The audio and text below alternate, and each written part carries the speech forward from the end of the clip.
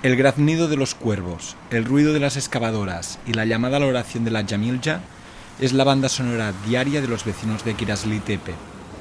Este barrio, situado a los pies de la gran macromezquita de Erdogan, está sufriendo una importante transformación urbana.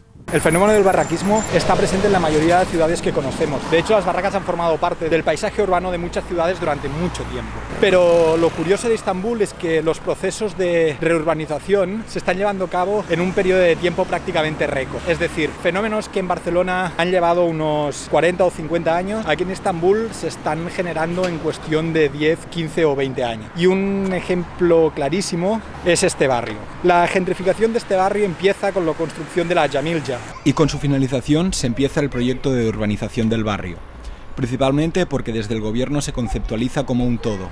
Mezquita y barrio como símbolo de la modernidad, el progreso y la nueva identidad de Turquía.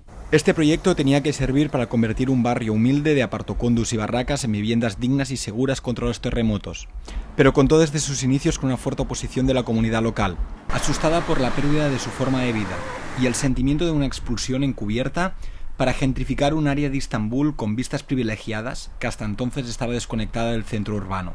Estambul hace unos años tenía 1 millón de habitantes, ahora mismo tiene 16 millones. Este crecimiento se tiene que encabinar en algún lado. Se han empezado a crear nuevos barrios para clases medias en lo que antes era el extrarradio de Estambul. En el caso del barrio donde estamos, era un barrio de viviendas muy humildes, de hecho en sus inicios un barrio de barracas, que ahora se está convirtiendo en un barrio de clase media alta. La entidad pública que desarrolla estos proyectos es Toki, una agencia estatal creada en un inicio para la gestión de alquileres sociales. En 2004 se cambió la ley y Toki pasó a ser propietaria de todo el terreno público y empezó a desarrollar proyectos de construcción de todo tipo, con un claro enfoque a la generación de beneficios económicos. Cuando Toki inicia un proyecto, cuenta con el respaldo estatal. Y además se utiliza la legitimidad política que te da el Estado para realizar esta gentrificación. Es bien conocido que la presión policial en el barrio de Kirazli Tepe ha sido importante y situarse en contra de estos macroproyectos o de los proyectos de gentrificación, al final, a ojos del gobierno, te hace ver como un traidor a la patria y como un traidor al sistema, que lo único que quieres es romper con los planes que tiene la política turca y, por lo tanto, desestabilizar el país. Son numerosos los testimonios de los vecinos que nos cuentan su situación. Algunos podrán acceder a las nuevas viviendas, otros no. El precio de las nuevas viviendas es elevado y si no puedes hacer frente a la compra, normalmente se termina vendiendo la propiedad a Toki por un precio mucho menor del que debería ser en realidad, permitiendo que todos los pisos no ocupados por vecinos pasen a estar directamente en venta. Los vecinos que no puedan permitirse la nueva casa volverán a su pueblo o buscarán otros barrios más baratos donde volver a empezar. Aynen biliyorlar. Ondan sonra burayı yaptıktan sonra buraları yıkacaklar. Ondan sonra biz oraya. Ne kadar? 7-8 milyondan bilemedin 10 milyondan başlatırlar. 10 milyon. 10 milyon. Aynen. Çok para. Çok para abi. Acayip para. Sen yeni ev oturuyorsun. Aynen. Biz yeni ev oturuyoruz. Burayı yapacaklar. Ondan sonra biz yeniden buraya geleceğiz. Bueno, ahora que ya estamos un poco fuera de la zona más complicada, he tenido la oportunidad de poder hablar con dos vecinas del barrio. Ambas me han comentado que tienen fecha de demolición. 2 años. 2 años es el plazo que les ha dado el gobierno hasta que su casa se vaya al suelo. Así funciona.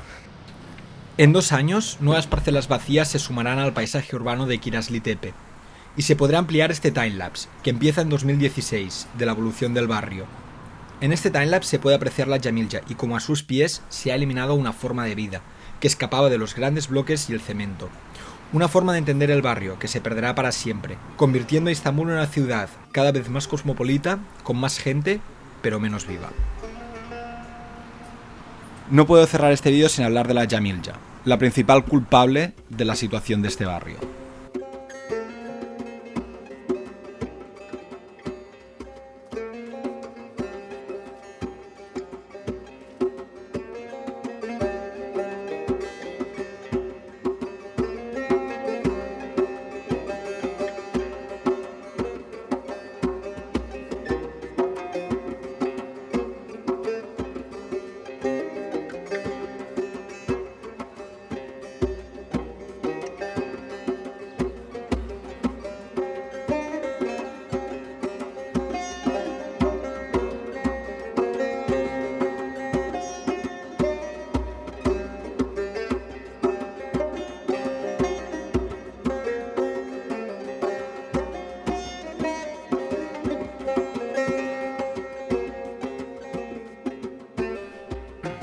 Ahora mismo nos encontramos dentro de la Jamalcha. Es la gran micromezquita de la que os hablaba antes. Esta mezquita sintetiza todos los valores del actual régimen político de Turquía. Está construida en una situación estratégica que permite recordar desde todo Estambul el rumbo político e ideológico que tiene el país y que ha tomado el país durante los últimos años. El caso es que esta gran macromezquita está construida con una idea fundamental. Se ha utilizado la idea del terremoto como elemento para vehicular toda su construcción. Es la primera mezquita sismo resistente del mundo y además se ha pensado como un centro para alojar desplazados en el caso de que hubiera un terremoto en Istambul que provocara una gran crisis humanitaria. La mezquita en sí misma no destaca por tener ni grandes murales ni grandes mosaicos, ni siquiera es muy bonita, simplemente es enorme. Esta mezquita al final es una obra faraónica destinada a ser uno de los legados del actual presidente de Turquía, Recep Tayyip Erdogan.